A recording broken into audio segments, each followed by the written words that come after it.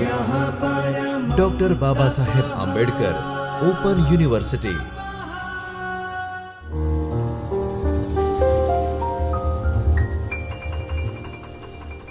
નમસ્કાર તાલીમાર્થી મિત્રો, doctor Baba Saheb Ambedkar open યુનિવર્સિટીના શિક્ષણ શાસ્ત્ર વિભાગમાંથી હું ડૉક્ટર હિના રાવલ આપ સૌનું સ્વાગત કરું છું.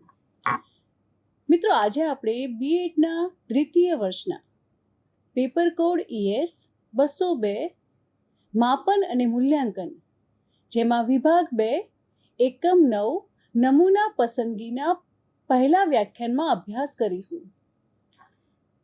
તો મિત્રો, આ એકમની અંદર આપણે નમૂના પસંદગી એટલે શું, તેનો અર્થ, તેની વ્યાખ્યા, લાક્ષણિકતાઓ, સારા નમૂનાના લક્ષણો, નમૂના પસંદગીનું મહત્વ, નમૂનાના પ્રકારો વિશે અભ્યાસ કરવાના છીએ. તો મિત્રો, સૌપ્રથમ આપણે જાણીએ છીએ કે આજનો જે સમય છે એ માહિતીના વિસ્ફોટનો સમય છે. આપણે જોઈએ છીએ કે ઘણી બધી જગ્યાએથી રોજ નવી નવી માહિતી આપણને પ્રાપ્ત થતી રહે છે અને માહિતીના વિસ્ફોટની સાથે સાથે ઘણી બધી સમસ્યાઓ પણ આવી છે. તો એ સમસ્યાઓ જે છે એ સમસ્યાઓના ઉકેલ કઈ રીતે લાવવા, એ ઉકેલ લાવવાની જે પ્રક્રિયા છે એ પ્રક્રિયાના ભાગરૂપે આપણે ઘણી બધી પ્રક્રિયામાંથી પસાર થવું પડે છે કે કોઈ પણ સમસ્યા હોય એનો ઉકેલ લાવવા માટે એ સમસ્યા જે પાત્રો, જે સંસ્થા કે કોઈ પણ એકમ ઉપર એ સમસ્યા અસર કરતી હોય તો તેના ઉપર અભ્યાસ કરવાનો હોય છે. તો સૌપ્રથમ તો આપણે ખરેખર જે વ્યક્તિઓ કે પાત્રોને એ સમસ્યા અસર કરે છે એ પાત્રોની આપણે પસંદગી કરીએ છીએ. ત્યારબાદ પાત્રો ઉપર પસંદગી કર્યા બાદ એની માવજત કરવાની હોય છે અને એ રીતે નમૂના પસંદગી થાય છે કે આપણે જે સમસ્યાનો ઉકેલ લાવવા માંગીએ છીએ એ સમસ્યા જેના ઉપર અસર કરે છે એવા કેટલાક પાત્રો, જેને આપણે અહીં નમૂનો કહીશું, તો એવા નમૂનાને આપણે પસંદગી કરીએ છીએ. તો સૌપ્રથમ તો આપણે એ જાણવું જોઈએ કે નમૂના પસંદગી એટલે શું, તેનો અર્થ. મિત્રો, સંશોધનમાં નમૂના પસંદગીની પ્રક્રિયા એ ખૂબ જ મહત્વની બની રહે છે, કારણ કે જ્યારે આપણે આપણા કોઈ પણ અભ્યાસ દરમિયાન માપન અને મૂલ્યાંકન કરવાનું હોય ત્યારે આપણે જે વિષય ઉપર અભ્યાસ કરવા માંગીએ છીએ એ અભ્યાસને સંદર્ભમાં જે પાત્રોની પસંદગી કરીએ છીએ એને આપણે પાત્રોને નમૂનો કહીએ છીએ. એ કોઈ વ્યક્તિ હોય, એકમ હોય, કોઈ સંસ્થા હોય કે ઘણા બધા સ્વરૂપની હોઈ શકે. તો સૌપ્રથમ આપણે એ જાણીએ કે નમૂના પસંદગીનો અર્થ શું. તો અભ્યાસ હેતુઓને અનુરૂપ સમગ્ર વિશે અનુમાન કરવા માટે તેના પ્રતિનિધિ રૂપ નાના ભાગને પસંદ કરવાની ક્રિયાને નમૂના પસંદગી કહેવાય છે. કે ધારો કે PhD કક્ષાનો કોઈ સંશોધન વિષય હોય કે ગુજરાત રાજ્યના ધોરણ 12 વિજ્ઞાન પ્રવાહમાં અભ્યાસ કરતા વિદ્યાર્થીઓના વ્યક્તિત્વ લક્ષણોનો અભ્યાસ. તો મિત્રો, અહીં સમગ્ર ગુજરાત રાજ્યના ધોરણ 12ના વિજ્ઞાન પ્રવાહના બધા જ વિદ્યાર્થીઓ અભ્યાસ કરવો એ ખૂબ જ મુશ્કેલ છે. તો એવા સમયે આપણે ગુજરાત રાજ્યને વિવિધ ઝોનમાં વર્ગીકૃત કરી શકીએ અને ત્યારબાદ એમાંથી પણ કેટલાક જિલ્લા કે તાલુકાઓમાં વર્ગીકૃત કરી શકીએ અને એ રીતે જે નમૂનો આપણે પસંદ કરીએ છીએ એને આપણે નમૂના પસંદગીની પ્રક્રિયા કરી કહેવાય. કે સંશોધનમાં જે વ્યાપ વિશ્વ હોય એ વ્યાપ વિશ્વમાં સામેલ હોય તેવા તમામ પ્રકારના એકમોમાંથી પસંદ કરવામાં આવેલા એકમોના એના નાના સમૂહને આપણે નિદર્શ કહીએ છીએ. મિત્રો, નિદર્શ, નમૂનો એ બધા પર્યાયવાચી શબ્દો છે. તો એ જે નિદર્શ છે કે જે નમૂનો છે, જેના તમામ એકમો એ વ્યાપ વિશ્વમાં સમાવિષ્ટ તમામ પ્રકારના એકમોનું પ્રતિનિધિત્વ કરતા હોય છે. ટૂંકમાં એવું કહી શકાય કે સમગ્ર વ્યાપ વિશ્વનું પ્રતિનિધિત્વ કરતા હોય તેવા વ્યાપ વિશ્વના એક નાના હિસ્સાને આપણે નિદર્શ તરીકે ઓળખીએ છીએ. મિત્રો, નમૂના પસંદગીની ઘણી બધી વ્યાખ્યાઓ ઘણા બધા વિદ્વાનોએ આપેલી છે. તો એ પૈકી કેટલીક વ્યાખ્યાઓ આપણે જોઈએ કે બોગાર્ટ્સ કહે છે કે સમૂહમાંથી કરવામાં આવતી અમુક સંખ્યાની પસંદગીને નિદર્શ કહે છે. તો પોલિન યંત્ર પણ વ્યાખ્યા આપતા કહે છે કે આંકડા વિષયક નિદર્શ સમગ્ર સમૂહની પસંદ કરવામાં આવેલી નાની આવૃત્તિ છે. ત્યારબાદ ગુડ અને હદ કહે છે કે નિદર્શ એ તેના નામ પ્રમાણે વિશાળ સમષ્ટિનું પ્રતિનિધિત્વ ધરાવતો નાનો સમૂહ છે. બોકર અને લેવ કહે છે કે સમષ્ટિ વિશે માહિતી મેળવવાના હેતુથી એ સમષ્ટિમાંથી પસંદ કરેલા એકમોના સમૂહને નિદર્શ કહેવામાં આવે છે. નિદર્શ જે છે એ સમષ્ટિના અમુક એકમનો એક ભાગ છે. સમષ્ટિ એટલે સમગ્ર વ્યાપ વિશ્વ, એમાંનો એક ભાગ એટલે નિદર્શ. હવે નિદર્શ એ સમષ્ટિના ગમે તે ભાગ નથી, પરંતુ તે સમષ્ટિનો એવો ભાગ છે જે સમષ્ટિની સામાન્ય લાક્ષણિકતાઓનું પ્રતિનિધિત્વ ધરાવે છે. કે મેં તમને જેમ અગાઉ ઉદાહરણ આપ્યું કે ધોરણ 12ના વિજ્ઞાન પ્રવાહના વિદ્યાર્થીઓ, તો ભલે સુરત જિલ્લાના કેટલાક વિદ્યાર્થીઓ લીધા હોય, પરંતુ તે ધોરણ 12ના વિજ્ઞાન પ્રવાહના વિદ્યાર્થીઓનું જે જૂથ છે એમાં એ લક્ષણો ધરાવે છે. હવે આપણે નમૂનાની લાક્ષણિકતાઓ, મિત્રો, આપણે સંશોધન કરીએ છીએ કે કોઈ અભ્યાસ કરીએ છીએ ત્યારે આપણે અભ્યાસ માટે જે નમૂનો પસંદ કર્યો છે તે નમૂનો કેવો હોવો જોઈએ, એના કેટલાક લક્ષણો છે એ જોઈએ આપણે. કે સૌ પ્રથમ આપણે જે નમૂનો પસંદ કરીએ છીએ એ વ્યાપ વિશ્વનું પ્રતિનિધિત્વ કરતું હોવું જોઈએ. એટલે કે આપણી જે સમસ્યા છે કે જે વિષય છે એને અનુરૂપ નમૂનો હોવો જોઈએ. ત્યારબાદ નમૂનો એ વ્યાપ વિશ્વની વિશિષ્ટતાઓ ધરાવતો હોય છે. ત્યારબાદ નમૂનો એ પૂર્વગ્રહ રહિત હોય છે. કે ઘણીવાર કેવું બને કે કોઈ સંશોધન આપણે હાથ ધરતા હોઈએ છીએ ત્યારે આપણે આપણી સગવડતા ખાતર આપણા કોઈ નજીકના વિસ્તારમાં અથવા તો કોઈ આપણી પરિચિત વ્યક્તિ હોય એની કોઈ સંસ્થામાંથી આપણે નમૂનો લઈ લઈએ છીએ. તેમજ કેટલીક વાર આપણા પૂર્વગ્રહો પણ અસર કરતા હોય કે જ્યારે સમગ્ર ગુજરાતને આવરી લેવાનું હોય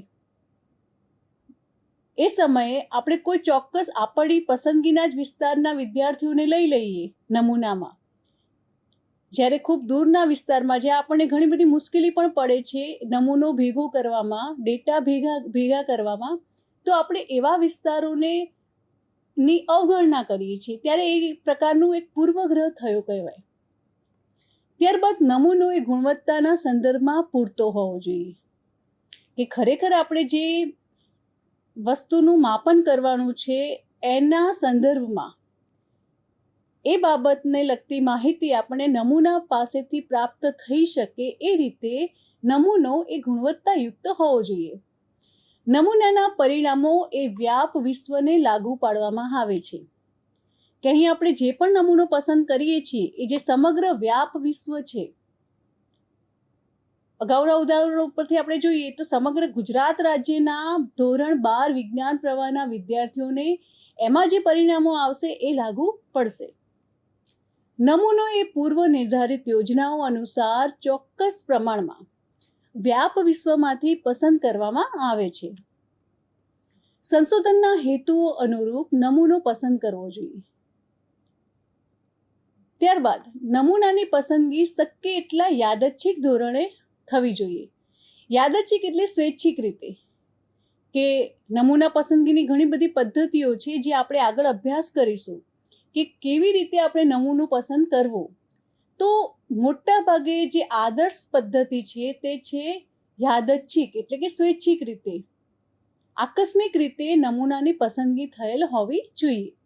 માહિતી એકત્રિત કરવામાં વધારે ખર્ચ ન થાય અને સરળતા રહે તેવા નમૂના પસંદ કરવા જોઈએ. નમૂનાની અનુમાનની પ્રમાણભૂત ખોટી ન હોવી જોઈએ.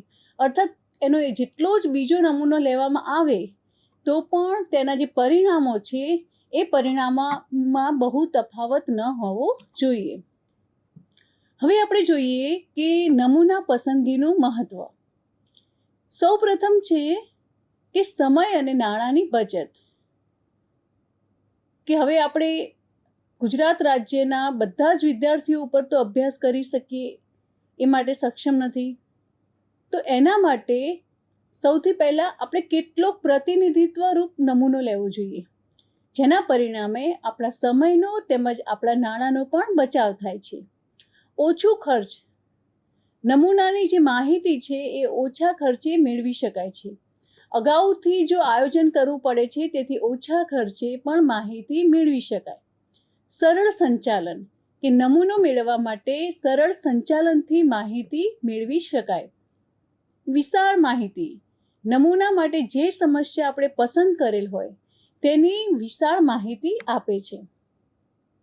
પ્રાયોગિક અભ્યાસમાં ઉપયોગી. નમૂનાના કારણે મેળવેલ માહિતી એ પ્રાયોગિક અભ્યાસ કરવામાં ઉપયોગી બને છે. ત્યારબાદ છઠ્ઠું છે કે માપનમાં વધુ ચોકસાઈ. નમૂનામાં અભ્યાસ પાત્રોની સંખ્યા પ્રમાણમાં ઓછી હોવાથી તેમનું માપન વધુ ચોકસાઈ સાથે કરી શકાય છે. જ્યારે વ્યાપ વિશ્વ અનિશ્ચિત હોય ત્યારે નમૂના પાસેથી માહિતી મેળવી શકાય છે. વિશાળ ભૌગોલિક વિસ્તારમાં પથરાયેલા વ્યાપ વિશ્વના તમામ એકમો પાસે પહોંચવું અવ્યાવહારિક કે મુશ્કેલ હોય ત્યારે નમૂનો ઉપયોગી બને છે. અને જ્યારે વ્યાપ વિશ્વના તમામ પાત્રોની યાદી આપણી પાસે પ્રાપ્ય ન હોય કે એવા તમામ પાત્રો વિશેની માહિતી ઉપલબ્ધ ન હોય ત્યારે નમૂના પાસેથી માહિતી મેળવવી પડે છે. અને આવા સંજોગોમાં નમૂનો ઉપયોગી થાય છે. હવે સારા નમૂનાના લક્ષણો જે છે તે આપણે જોઈએ કે સૌપ્રથમ નમૂનો એ પૂર્વગ્રહ રહિત હોવો જોઈએ. કે આપણા કોઈ પણ પ્રકારના મંતવ્યોની અસર એ નમૂના ઉપર, એની પસંદગીની પ્રક્રિયા ઉપર પડવી ન જોઈએ. ત્યારબાદ નમૂનો પૂરી સંખ્યામાં હોય છે. નમૂનો વિશ્વસનીયતા સ્તર ધરાવતો હોય છે.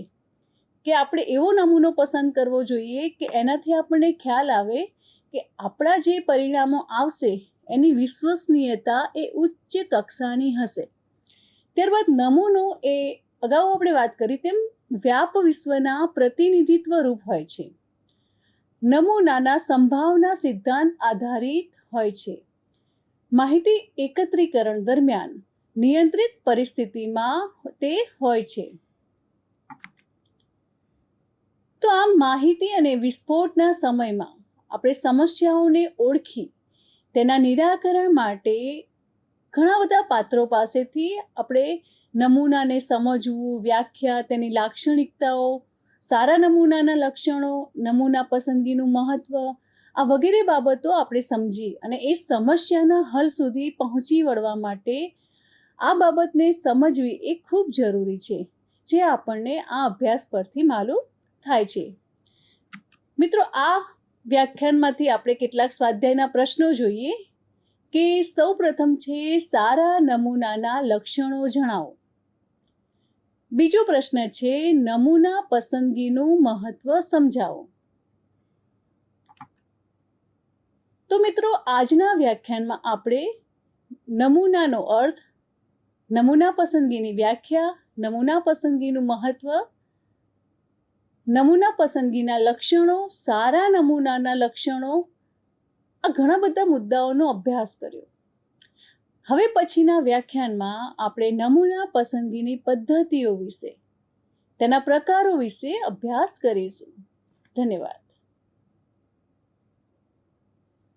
स्वाध्यायः